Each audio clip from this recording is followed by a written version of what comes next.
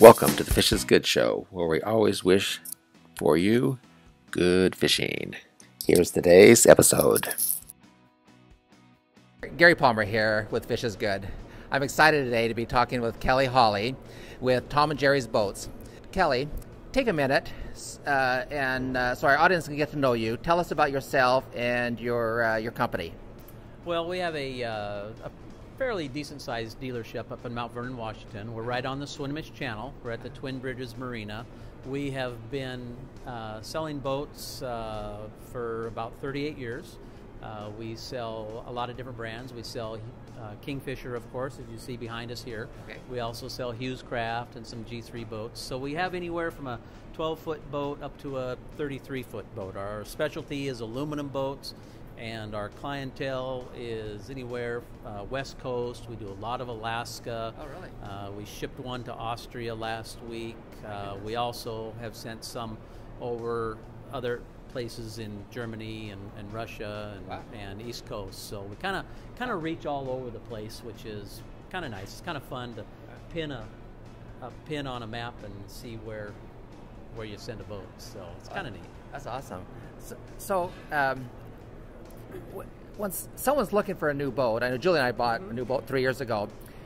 It's overwhelming to look at all the specs and try to figure out what boat's right.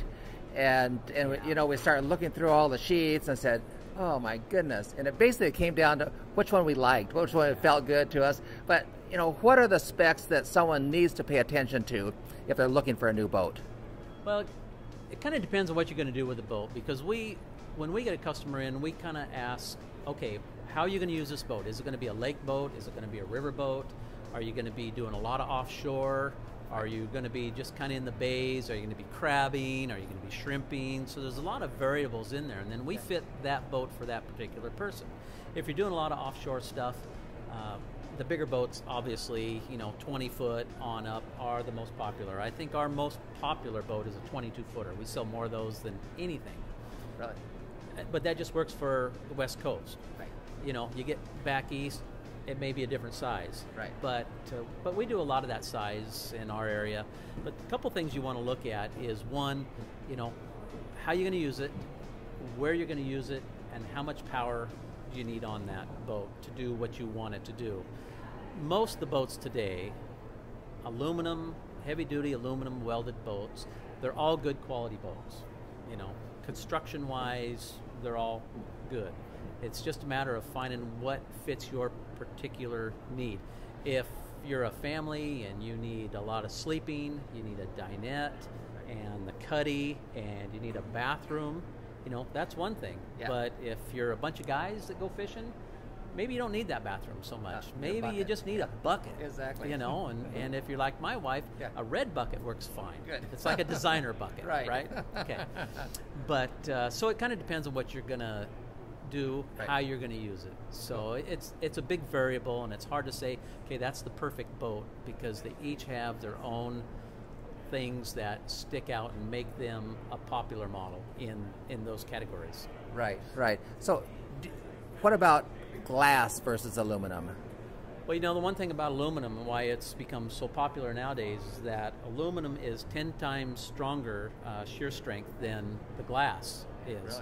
Really? Give you a good story. We had a boat come in the other day. It was a 26-foot boat, aluminum, heavy-duty welded boat. It had broke away from the guy's buoy during a storm.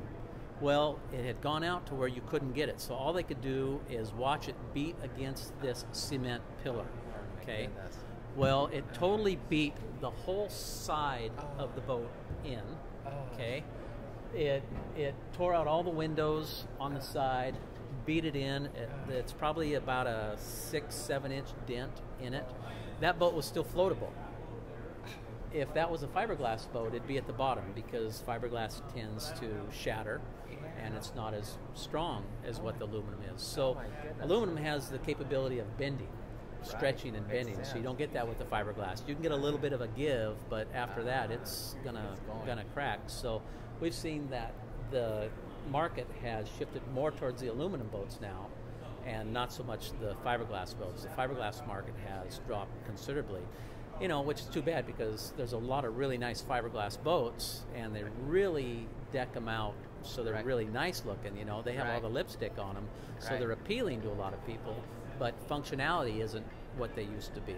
Right. Plus, with aluminum boat, because of the strength that you have in the aluminum, if you want to take these, put them on the beach, and jump off and go do your beach combing or whatever, you're going to do a lot less damage on this than you're going to do on a glass boat. So you can jump off the front, go do your thing, and then come back and don't have to worry about, you know, stress cracks and stuff like that you're going to get with that glass. So as we have less and less time to go out and use our boats because everybody's busy, you want to make the best of it. So you want a boat that you can fish, crab, you know, take the family out, do the beach combing, do all those things, and have an all-purpose boat.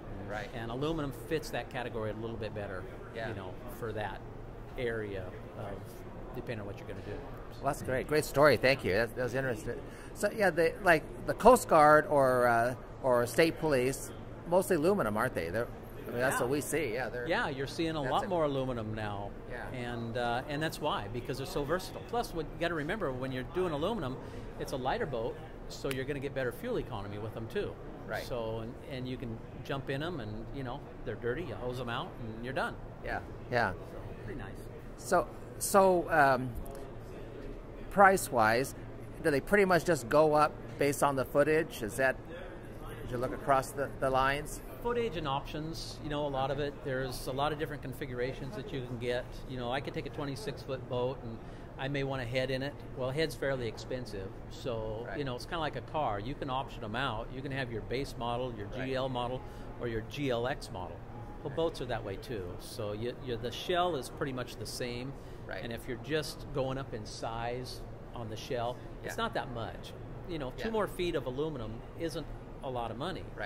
But it's the 50 more horsepower that cost a little bit more, or the 100 more horsepower that you get with a bigger boat, or maybe instead of a double axle trailer, maybe it's a triple axle trailer. So you have some cost.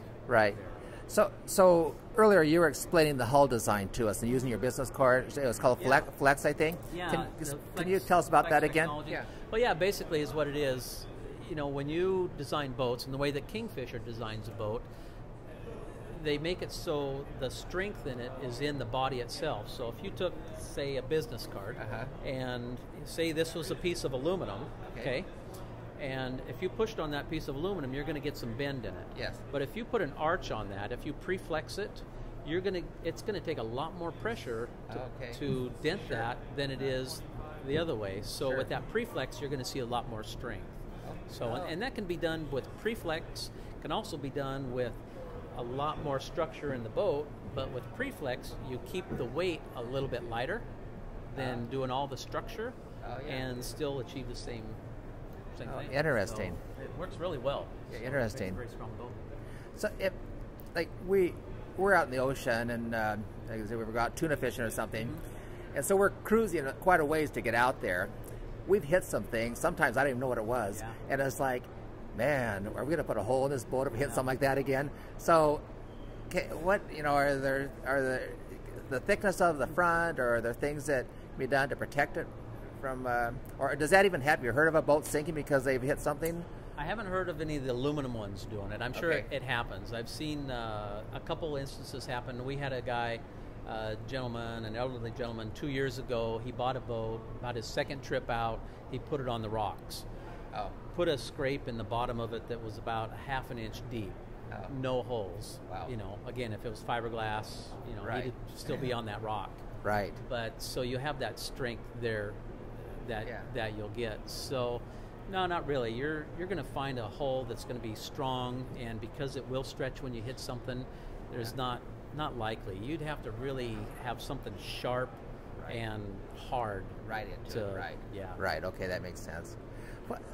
Power in these boats, I see like this one has just one motor, but sometimes dual. So what's the difference? How would you decide, you know, what would be best for you?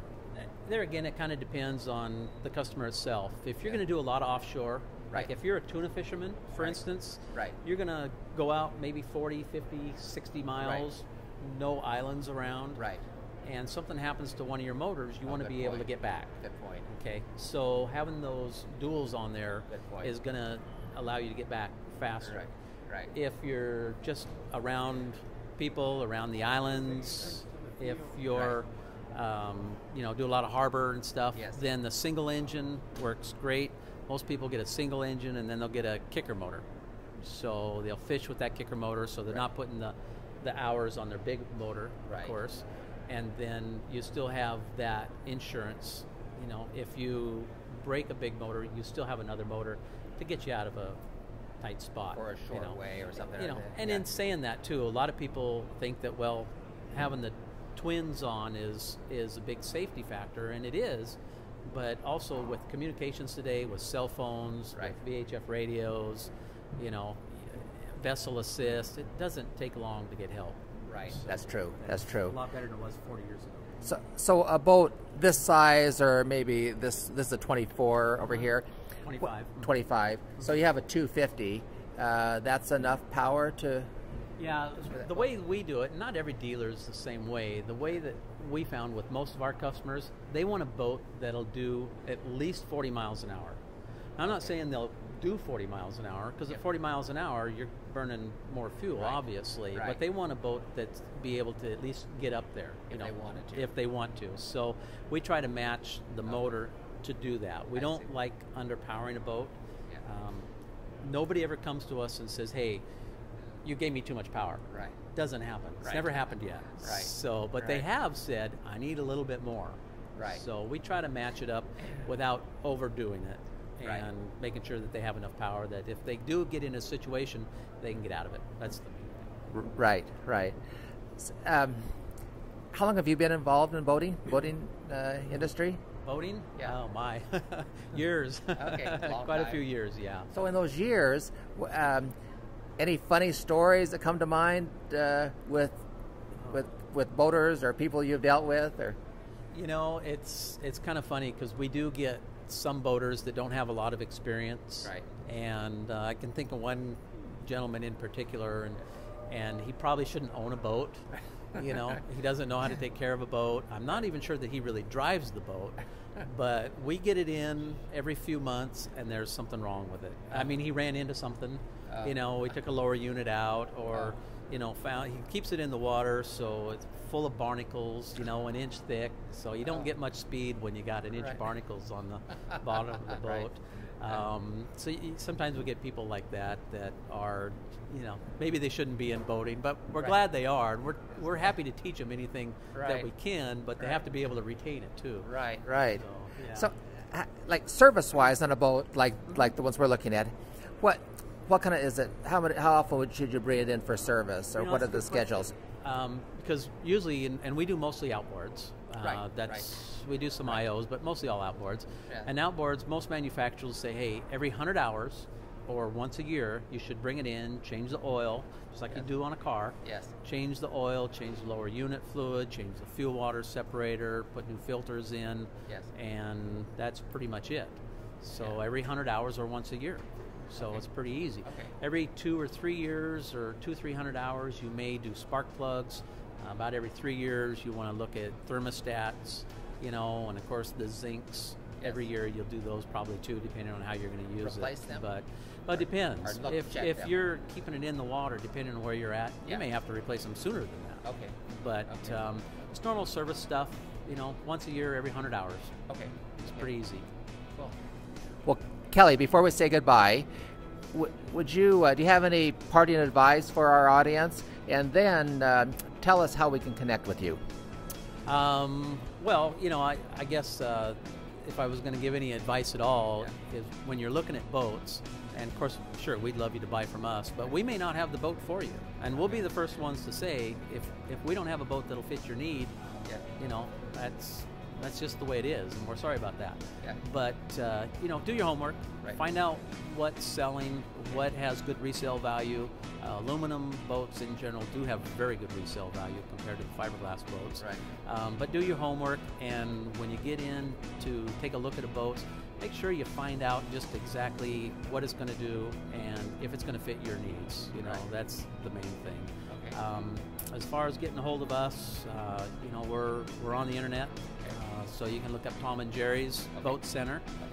You can call us at 360-466 9955. But you can drop us an email. We check our email all the time, of course. So in today's technology, you have to do that. Awesome. And so yeah, we'd love to hear from you. Awesome. Okay, great. And I'll put a link to your site on the show notes on this.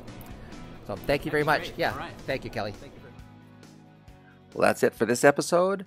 Over and out for now.